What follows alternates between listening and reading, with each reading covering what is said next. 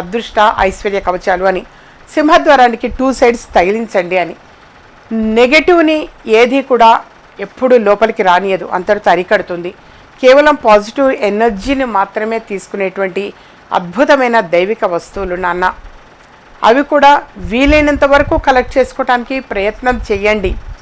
వ్యక్తిగతంగా అన్నప్పుడు చక్కగా శక్తి కంకణము అనేది సపోర్ట్ చేస్తుంది. చేతికి చక్కగా శక్తి కంకణము అనేది వేసుకోవటము, సర్వసిద్ధి మాల అని చెప్పేసి ఉంటుంది. అది ఈ రెండు ధరించటం వలన నెగటివ్ అనేది పోతుంది, పాజిటివ్ ఎనర్జీని తీసుకోగలుగుతారు. ఈ 2025లో మీరు అనుకున్నది సాధించలేక కష్టాలు ఎక్కువగా అయ్యి సంపాదించిన డబ్బు సరిపోక మీలో మీరే బాధపడుతూ మదన పడిపోతూ ఉండవచ్చు.